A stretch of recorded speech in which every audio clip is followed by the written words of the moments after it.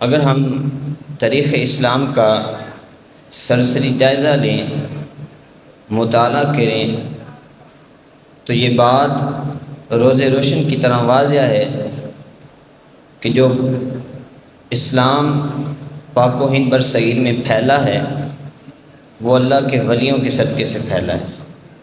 یہ نہ تو کسی بادشاہ، نہ کسی وزیر، نہ کسی امیر کی وجہ سے پھیلا ہے، بلکہ اگر یہ اسلام، یہ دین پھیلا ہے پاک و ہند میں تو یہ اللہ کے ولیوں کے صدقے سے پھیلا ہے۔ انہوں نے اپنی خواہشات کو، اپنی آرزوں کو پس پشت ڈال کر اللہ کے دین کا پرچم کو بلند کیا۔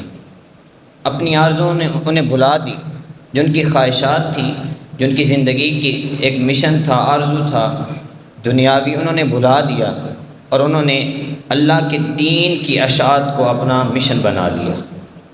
ان اولیاء کے صدقے سے ہی، ان صوفیاء کے صدقے سے ہی آج ہم یہاں مسلمان اور اپنی جو ہے عبادت گاہوں میں عبادت کر رہے ہیں۔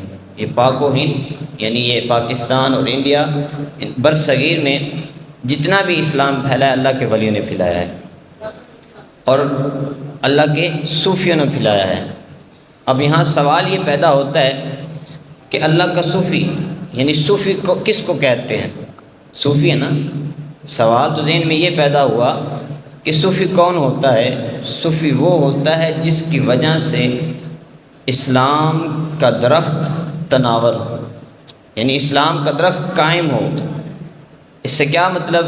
جو صوفی ہے، صوفی لفظ نکلا ہے صفا سے، اور صفا کا مطلب ہوتا ہے پاکیزگی، اور ایک روایت کے مطابق یہ جو صوفی ہے یہ لفظ نکلا ہے صوفن سے، اور صوفن کا معنی ہوتا ہے موٹا لباس، کیونکہ یہ جو اللہ والے ہوتے ہیں، اللہ کے ولی ہوتے ہیں، انہوں نے موٹا لباس پہنا ہوتا ہے، اس لیے ان کو صوفی کہا جاتا ہے۔ اور ایک معنی یہ بھی کیا گیا ہے کہ صوفی نکلا ہے صفن سے، اور صفن کا معنی یہ ہوتا ہے کہ پہلی صف میں بیٹھنے والا بزرگ، یعنی پہلی صف میں بیٹھنے والے کو بھی صوفی کہا جاتا ہے۔ تو یہ اسی طرح علم کی دو قسمیں ہیں، ایک ہے علم ظاہری اور ایک علم باطنی۔ تو علم ظاہری، اب یہ بھی سمجھ لیجئے، ایک تمہید باندھ رہا ہوں، علم ظاہری کس کو کہتے ہیں؟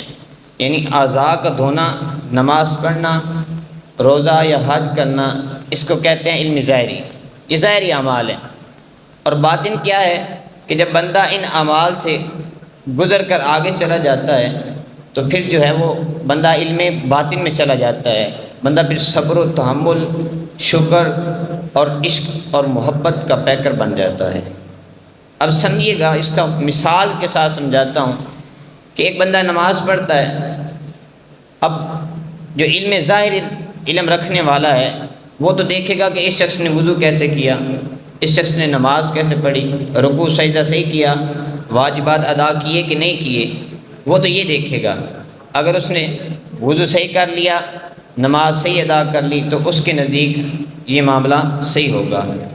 لیکن جو ہے علم باطن، جو علم باطن رکھنے والا ہے، جو باطن رکھنے والا ہے، وہ دیکھے گا، وہ ساتھ یہ بھی دیکھے گا اس نے وضو کیسے کیا، نماز کیسے پڑھی، لیکن وہ ساتھ یہ بھی دیکھے گا کہ یہ نماز پڑھ رہا ہے، اس کی توجہ کس طرف ہے، اور یہ بھی دیکھے گا کہ اس کا دل کیا اللہ تعالیٰ کی طرف متوجہ ہے کہ نہیں ہے۔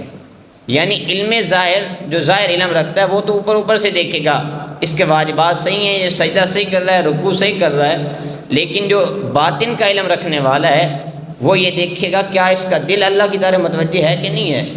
وہ اندر دیکھے گا، اندر جھانکے گا، کیونکہ ظاہر تو سامنے ہے نا، اور باطن کہتے ہیں اندر دل کو، وہ دیکھے گا کیا خشوع و خضوع کے ساتھ نماز پڑھ رہا ہے۔ اور لوگ سمجھتے ہیں کہ یہ علم ظاہر یعنی شریعت اور علم باطن یعنی طریقت یہ الگ الگ چیزیں ہیں، لیکن یہ الگ الگ چیزیں نہیں ہیں۔ شریعت اور طریقت یہ ایک ہی گاڑی کے دو پہیے ہیں، یعنی یہ لازم ملزوم ہے، ایک ہی چیز کے دو رخ ہیں۔ اب سمجھیے گا بات کہ لازم اور ملزوم یعنی یہ جو طریقت ہے اور شریعت ہے، یا سامنے اعمال اور اندر باطن اعمال جو اللہ کے ولی دیکھتے ہیں، یہ ایک ہی چیز ہے، کیونکہ علم ظاہر کے بعد بندہ پہنچتا ہے علم باطن میں۔ اور سیدنا جنید بغدادی علیہ رحمہ فرماتے ہیں کہ ہمارا رستہ، اہل سنت کا رستہ، یہ قرآن پاک کا رستہ ہے، حضور کی سنت کا رستہ ہے۔